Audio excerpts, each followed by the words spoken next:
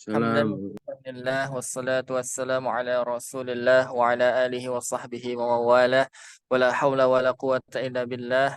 Allahumma la sahla illa ma ja'altahu sahlah wa anta taj'alul hazna idza syi'ta sahlah. Raditu billahi rabba wa bil islami dina wa bi Muhammadin sallallahu alaihi wasallam nabiyya.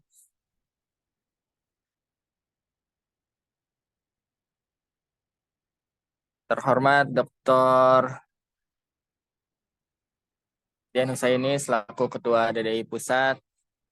Terhormat juga Dr. Ustadz Dr. Swidat selaku pemateri pada sore hari ini, dan yang terhormat juga para pimpinan Dewan Dakwah Pusat maupun Dewan Dakwah Daerah. Ahlan wasahlan bihudurikum.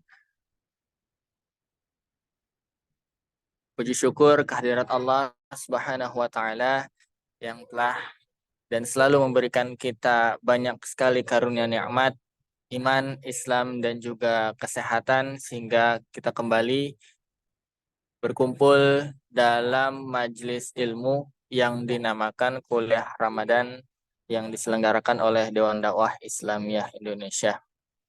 Salawat serta salam telah tetap terjunjung kepada Baginda Agung, Baginda Besar Nabi Muhammad Sallallahu Alaihi Wasallam, suri tauladan sekaligus perubah zaman, dari di mana zaman yang dulu banyak sekali kejahiliahan, kebodohan, kesyirikan, hingga zaman yang terang benderang penuh dengan keilmuan.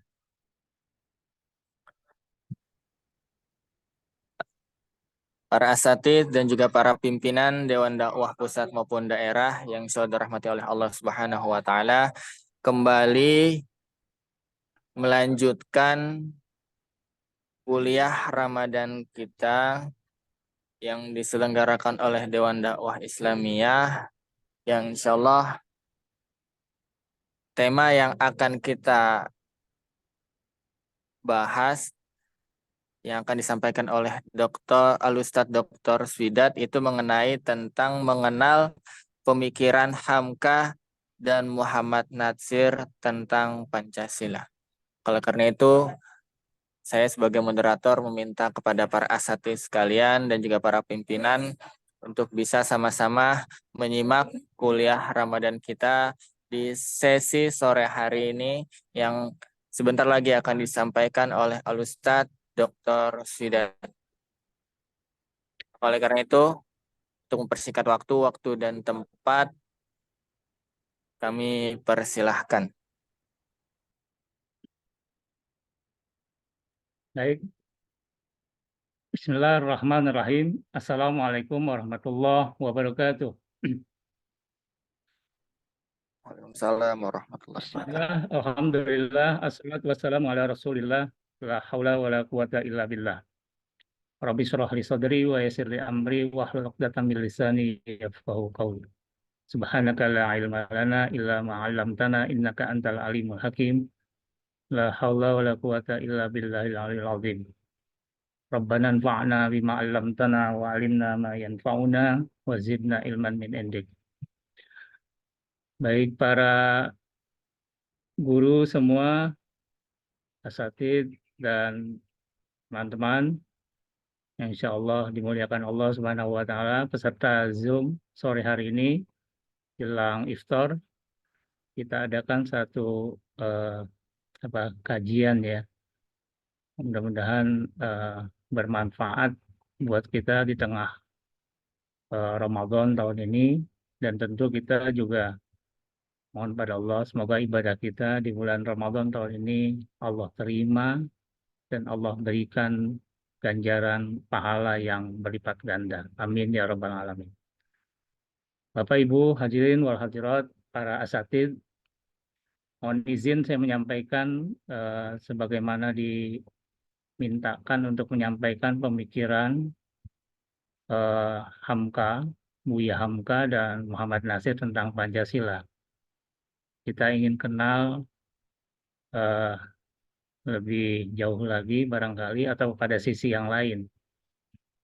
Untuk kita kenal siapa beliau, Buya Hamka dan Muhammad Nasir.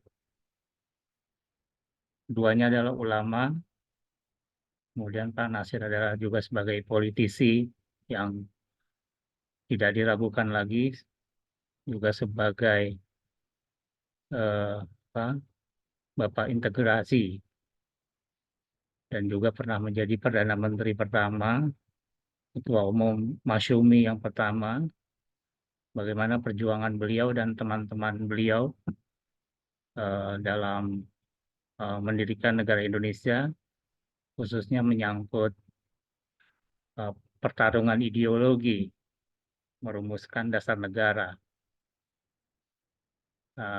Di sana juga ada siapa, Haji Agus Salim, Abdul Kahar Muzakir, Abi Kusno yang disebut sebagai Panitia 9, Abdul Wahid Hashim, dan lain sebagainya.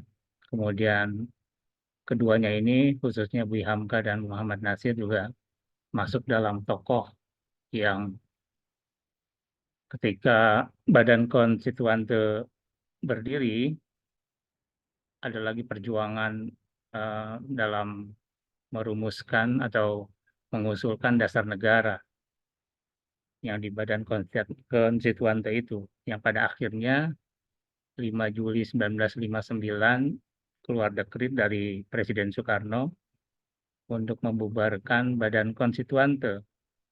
Tapi ada hal penting dalam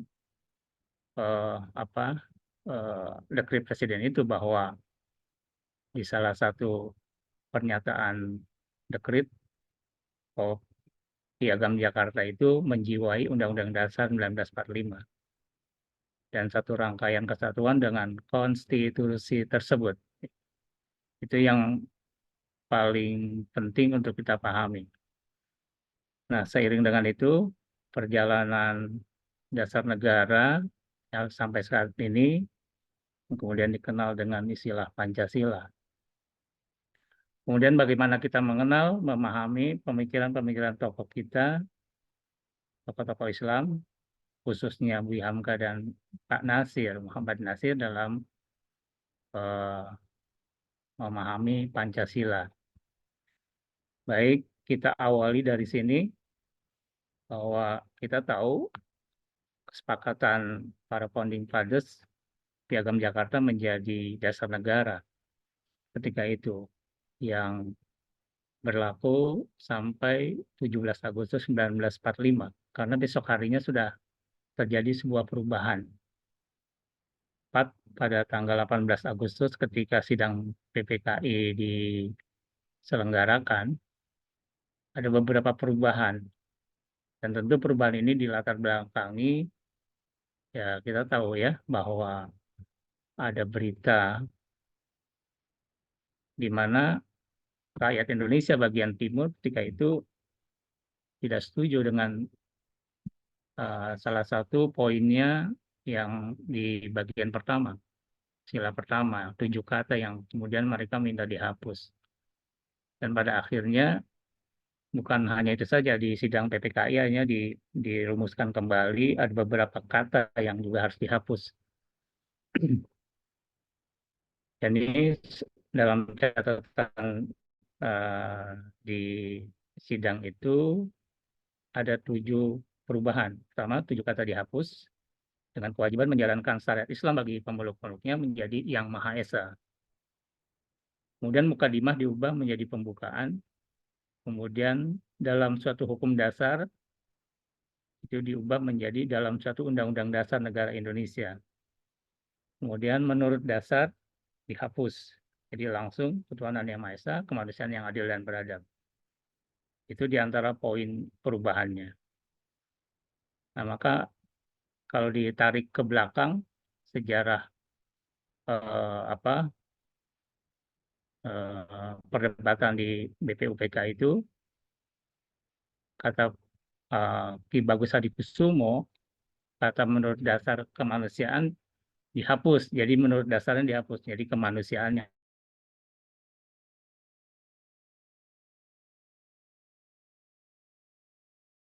yang kata menurut dasar, dan itu sangat penting. Sebab kalau dikatakan ada menurut dasar, maka akhirnya ketuhanan yang Maha Esa itu eh, didasari oleh kemanusiaan dan eh, 3 poin di bawahnya.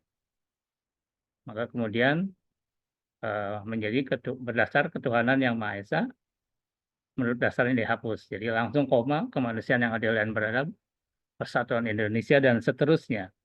Itu sangat secara apa makna itu menjadi penting.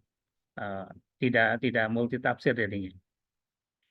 Kemudian juga kata Allah menjadi kata Tuhan ini pernah terjadi, ya. Usulan dari Ki Gusti Ketut Puja yang dia beragama Hindu Bali, ya, agar kata Allah diganti menjadi kata Tuhan, menjadi atas berkat rahmat Tuhan yang Maha Kuasa. Dan usulan ini akhirnya disepakati, Allah diganti menjadi Tuhan. Nah, ini ketika itu Soekarno yang memimpin sidang PPKI. Nah, dikatakan atas berkat rahmat Tuhan yang Maha Kuasa, tidak ada lagi Tuhan-Tuhan. Soekarno bertanya, kalau tidak ada lagi saya bacakan seluruhnya. Maka akhirnya disahkan. Tetapi menarik di sini, dalam berita Republik Indonesia 15 Februari 46, alinea ketiga pembukaan itu dicantumkan lagi kata Allah. Jadi atas berkat rahmat Allah yang Maha Kuasa. Nah, ini ada penjelasan bahwa berita Republik Indonesia itu penerbitan resmi pemerintah Republik Indonesia yang terbit tiap-tiap tanggal 1 dan 15.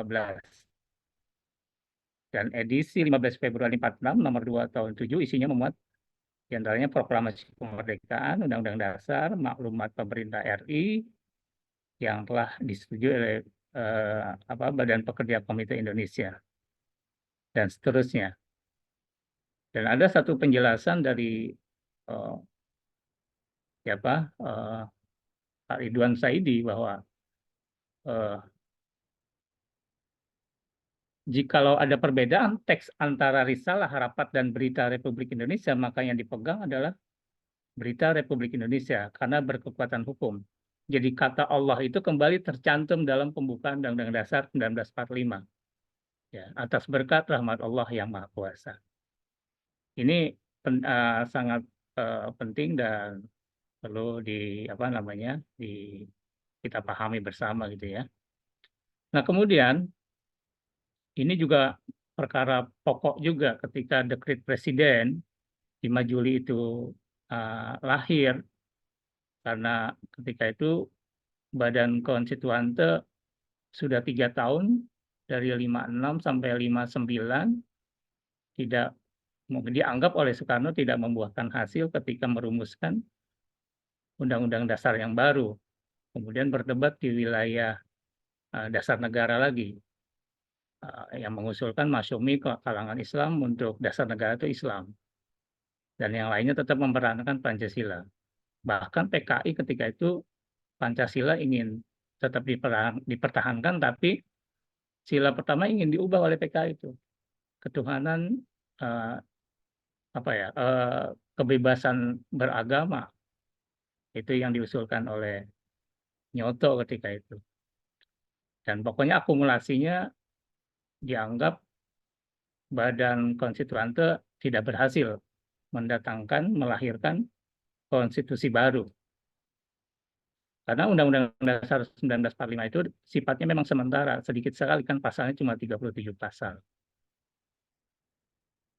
Dalam perjalanan politiknya akhirnya terjadi perubahan sistem pemerintahan dan konstitusinya juga berubah. Sempat menjadi konstitusi RIS, UUDS 1950 dan seterusnya. Maka kemudian dengan dekret ini akhirnya Soekarno menyatakan bahwa Piagam Jakarta tanggal 22 Juni 1945 menjiwai Undang-Undang Dasar 1945 dan adalah merupakan suatu rangkaian kesatuan dengan konstitusi tersebut. Ini bunyi teksnya di antara poinnya. Jadi kemudian menetapkan kembali ke Undang-Undang Dasar 1945 yang di dalamnya ada Pancasila di alinea keempat, paragraf keempat, yang sudah ada perubahan menjadi ketuhanan yang Maha Esa, dan seterusnya. Nah, Kasman Singo-Dimejo pernah menyatakan bahwa dengan hadirnya dekrit itu, ya, dikatakan ketika umat Islam menjalankan syariatnya sepenuhnya telah dijamin oleh Undang-Undang Dasar Pasal 29 ayat 1. Mereka lupa Tuhan Yang Maha Esa dalam Pancasila dan Undang-Undang Dasar itu sendirinya menjamin tegaknya hukum Allah, yakni Islam dengan manifestasinya. Kita kenal siapa Kasman Singo-Dimejo. Beliau adalah tokoh Islam yang sempat diajak rapat terbatas oleh Hatta ketika ada rasa keberatan, untuk menyampaikan rasa keberatan masyarakat Indonesia bagian timur untuk agar sila pertama itu 7 kata itu dihapus. Nah, penambahan kata Yang Maha Esa itu dalam bacaan saya itu Ki Bagus Hadikusumo. Karena kalau cuma ketuhanan itu tanpa makna cuma satu kata, maka biar memenuhi makna yang lengkap yang cukup ditambah ketuhanan Yang Maha Esa. Itulah yang kemudian dikatakan itu tauhid dalam pandangan Ki Bagus Hadikusumo. Nah, Pak Nasir dalam bukunya tempatkan kembali Pancasila pada kedudukannya yang konstitusional. Beliau menyatakan soal dekrit ini bahwa semua golongan dalam masyarakat sebagaimana tercerminkan oleh wakil-wakil mereka dalam DPR, konstituante, yang dipilih secara benar-benar langsung, bebas, rahasia, maka Pancasila sebagai dasar negara tidak dipermasalahkan lagi. Buku ini sebetulnya merespon Pak Nasir menulisnya di 1 Maret 1985, merespon ketika itu munculnya gagasan pemerintah untuk memberlakukan asas tunggal Pancasila. Ketika itu ramai, Ormas Undang-Undang Nomor 8 tahun 1985 kalau nggak salah tentang organisasi kemasyarakatan, yang akhirnya Pancasila ditafsirkan secara tunggal oleh Orde Baru. Kemudian setiap ormas harus berasaskan Pancasila. Nah, Pak Nasir kemudian menulis buku ini merespon bahwa jangan ada paksaan ormas-ormas ketika itu untuk berasas Pancasila. Biarkan saja berasaskan sesuai dengan karakteristik ormasnya ketika itu. Sampai urusan parpol juga ketika itu asasnya harus Pancasila. Nah, sebelum ke sana saya ingin menyampaikan ada satu pandangan dari Pak Alamsyah Ratu Prawira Negara dalam bukunya Kehidupan Beragama dalam Negara Pancasila. Di sini dikatakan jangan mengagamakan Pancasila dan tidak mempancasilakan agama. Ini menarik untuk menunjukkan bagaimana umat Islam itu tidak fobia dan juga kalangan lain pun tidak menganggap Pancasila itu atau menggantikan sebagai ganti agama, tidak demikian. Beliau katakan Pancasila adalah dasar dan ideologi negara yang harus kita manfaatkan, kita mantapkan. Agama adalah keyakinan dan pedoman hidup sebagai manusia. Keduanya tidak perlu dipertentangkan dan memang tidak bertentangan. Ini Pak Lamsah dalam bukunya menulis demikian. Nah, ini nanti akhirnya ada pandangan Pak Nasir yang saya katakan senapas dengan yang disampaikan Pak Nasir. Beliau katakan, tapi ini tidak berarti bahwa Pancasila itu sudah identik atau meliputi semua ajaran Islam. Nanti juga kita bisa melihat lagi pemikiran Kasman Singo-Dimejo soal hubungan Pancasila dengan Islam atau bagaimana Islam memandang Pancasila. Ada dalam bukunya Renungan dalam Tahanan. Itu Pak Kasman sangat lugas dan panjang lebar membahas soal Pancasila dalam perspektif Islam. Pak Nasir katakan lagi, kita berkeyakinan yang tak akan kunjung kering bahwa di atas tanah dan dalam iklim Islamlah Pancasila akan hidup subur. Ini sama dengan pandangan Pak Kasman juga demikian.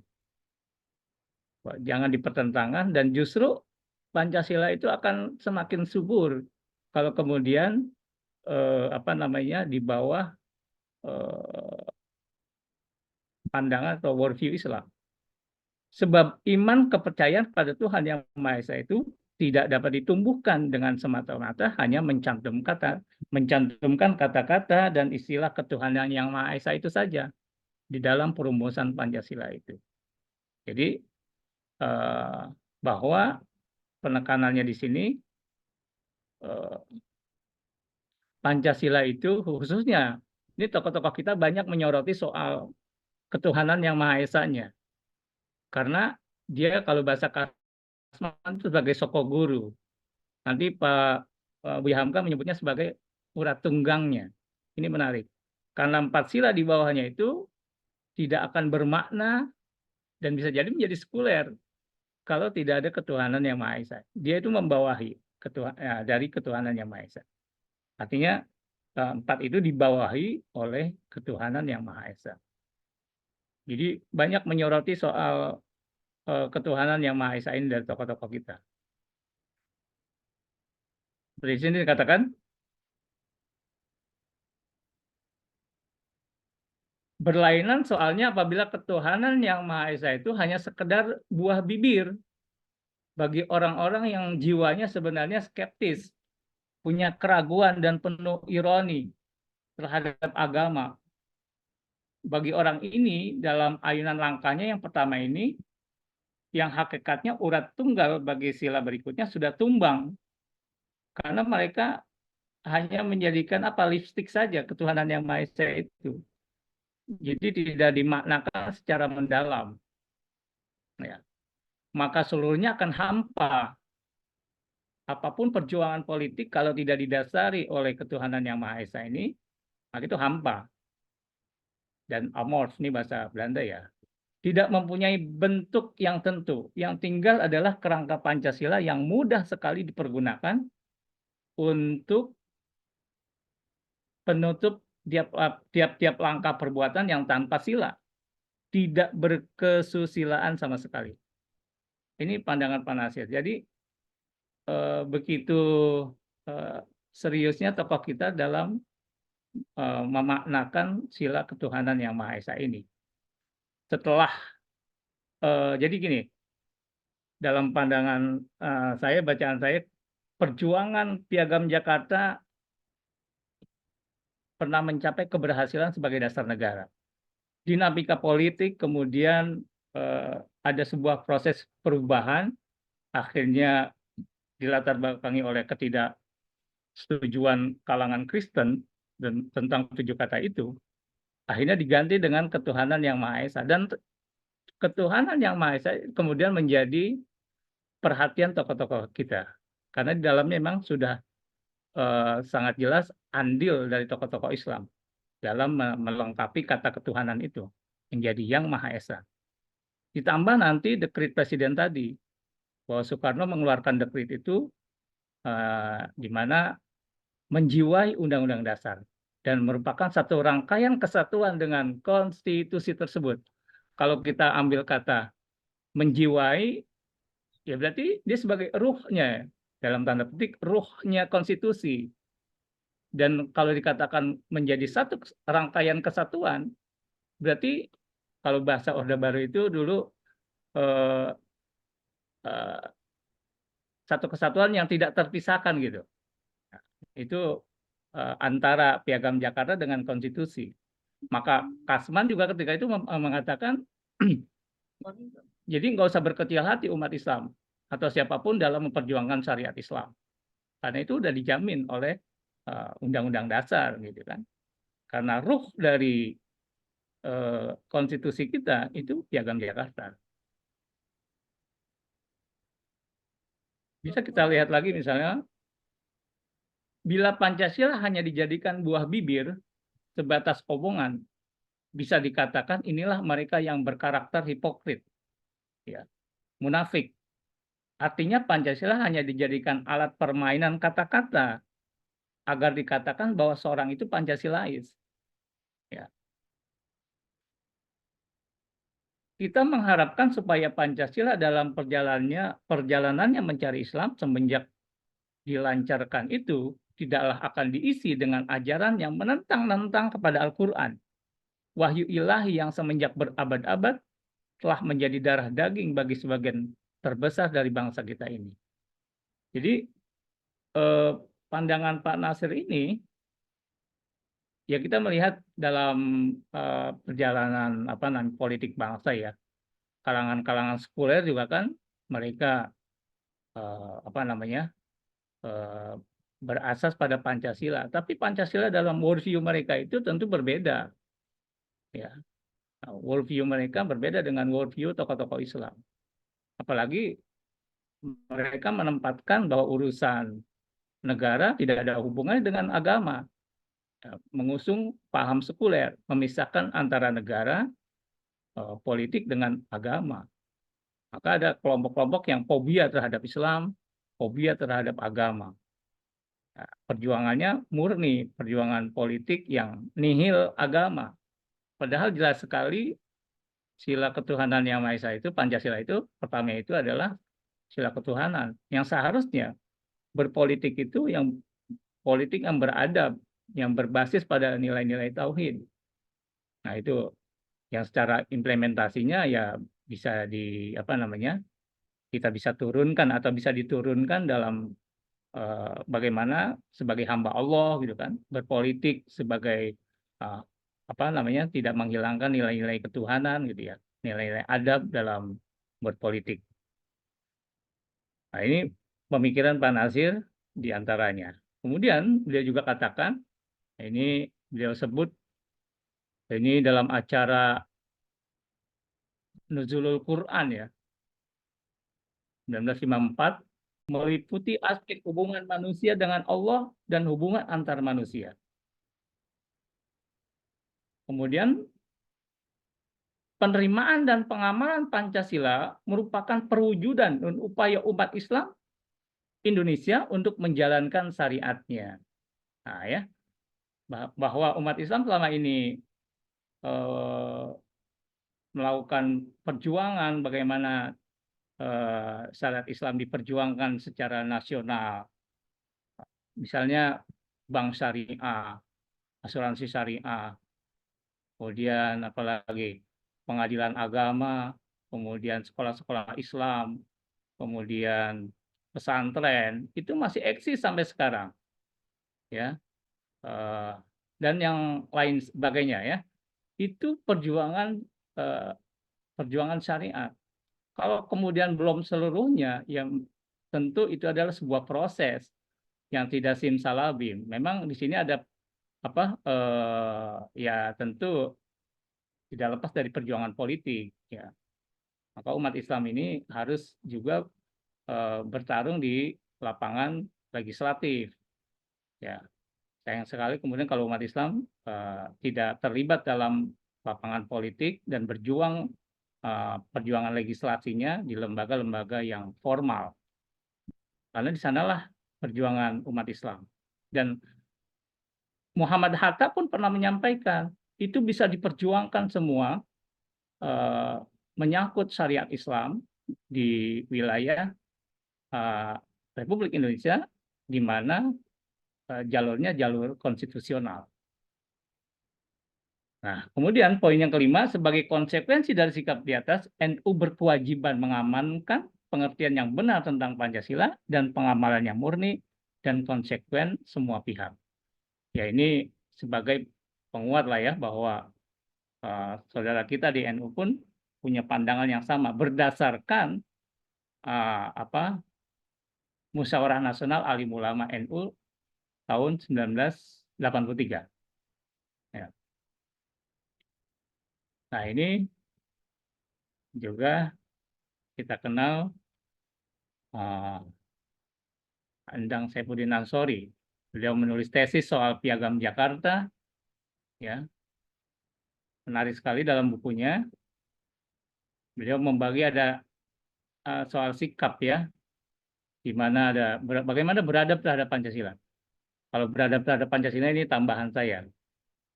Uh, Sikap agamis atau filosofis. Yang pertama, Pancasila adalah satu filsafat negara Republik Indonesia dan sama sekali bukanlah agama. Gitu kan? Sama tadi pemikirannya dengan tokoh-tokoh sebelumnya. Dan jangan sekali-kali dianggap agama atau dianggap seperti agama, baik dalam makna luas maupun dalam makna sempit. Islam itu sama sekali bukanlah filsafat. Islam adalah agama wahyu. Di sini maksudnya bukanlah filsafat itu apa namanya ya kandungan-kandungan filsafat gitu ya, filsafat dalam pengertian Barat. Islam adalah agama wahyu dan merupakan induk yang mengandung serba sila, nilai dan norma ilahi yang abadi. Pancasila, sila demi silanya yang 5 tidak ada yang bertentangan dengan Islam, kecuali bila diisi dengan tafsiran-tafsiran atau perbuatan yang jelas-jelas bertentangan dengan ajaran Islam. Masuknya misalnya unsur-unsur atau ideologi lain dalam menafsirkan Pancasila. Ya partai-partai ya yang jauh dari agama dalam perjuangan politiknya dan lain sebagainya. Kemudian ada sikap ideologis. Tadi sikap agamis dan filosofis. Kalau sikap ideologisnya atau politis adalah Pancasila adalah dasar dan filsafat negara. Yang kedua adalah konsensus nasional yang harus dihormati sebagai landasan bersama untuk hidup bernegara yang mengikat segenap aliran dan golongan bangsa dan warga negara Indonesia. Karena sebuah kenyataan Indonesia adalah multi etnis, multi suku, multi agama juga. Tapi dalam bagaimana peran umat Islam untuk menafsirkan Pancasila, kita merujuk pada apa yang sudah disampaikan oleh tokoh-tokoh Islam. Buya Hamka, Pak Nasir, Agus Salim, Muhammad Rum, Ki Bagus Adikusumo, dan lain sebagainya. Dan itu satu napas ya, satu benang merah yang sangat jelas. Nah, kemudian kata-kata pokok dalam Islam yang perlu kita perkokoh lagi, ada tauhid di sana, ketuhanan yang Maha Esa, yaitu Allah, ditafsirkan di paragraf ketiga, ya, ketuhanan yang Maha Esa. Kalau ditanya siapa itu yang Maha Esa, kembali ke paragraf ketiga itu atas berkat rahmat Allah. Itu nama Tuhan dalam Islam. Innani anallah, la ilaha illa ana, fa'budni wa aqimi sholata li dzikri. Qul huwallahu ahad. Jelas-jelas karena innani anallah, aku ini Allah. Kalau dikatakan siapa Tuhan dalam bagi umat Islam, ya Allah, Allah Subhanahu wa taala. Dan ini perlu kita ajarkan, sampaikan pada murid-murid. Saya juga mengajar di sini, saya sampaikan itu. Biar anak-anak paham bahwa ketika menyebut ketuhanan yang Maha Esa itu siapa yang Maha Esa itu. Bagi dia sebagai seorang muslim, anak muslim, harus berani, mampu, dan punya keyakinan yang Maha Esa itu adalah Allah Subhanahu wa taala. Dan itu ada di dalam konstitusi pembukaan Undang-Undang Dasar 1945. Rahmat. Ini nanti ada tafsirannya lagi. Buku yang saya tulis, Pendidikan Pancasila Mewujudkan Manusia yang Adil dan Beradab, itu saya jelaskan kata rahmat, berkah, adil, adab atau beradab. Maka ada kemanusiaan yang adil dan beradab. Jadi kemanusiaan yang bagaimana? Kemanusiaan yang liberal, kemanusiaan yang komunis. Tidak, kemanusiaan yang adil dan beradab. Terus ada kata hikmah. Nah, ini kata hikmah ini juga luar biasa. Hanya ada dalam kata Islam, ya. Hanya ada dalam Islam untuk menjelaskan hikmah itu. Ya. Pak Nasir di bukunya Fiqh Dakwah dijelaskan itu kata hikmah. Musyawarah, ini juga identitas perjalanan politik umat Islam tidak bisa melepaskan dari konsep musyawarah. Ya. Wakil perwakilan juga ini kata-kata dalam Islam yang sangat penting. Kira-kira ini yang bisa saya tampilkan pada sore hari ini. Kalau kita urai lagi, ya bisa 4 SKS mungkin, 2 semester. Ya, panjang sekali soal Pancasila ini. Itu baru pemikiran tokoh. Belum lagi kita berbicara soal bagaimana pandangan tokoh-tokoh lain ya, maksudnya yang bertentangan ya. Kemudian kita bisa menjawab pemikiran mereka dalam worldview Islam, dalam pandangan Islam. Ya. Demikian yang bisa saya sampaikan, kurang lebihnya mohon maaf. Tentu banyak sekali pandangan-pandangan di antara kita juga, atau punya referensi jadi juga yang lebih dalam lagi, yang lebih fokus lagi. Saya akhiri, wassalamualaikum warahmatullahi wabarakatuh. Waalaikumsalam warahmatullahi wabarakatuh. Waalaikumsalam warahmatullahi wabarakatuh.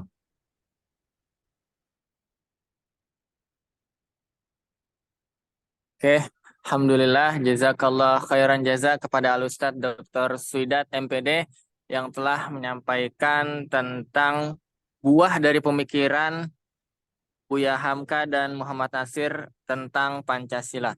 Semoga dari apa yang disampaikan oleh Al-Ustadz Dr. Swidat ini kembali menguatkan kita tentang bagaimana Pancasila itu diimplementasikan.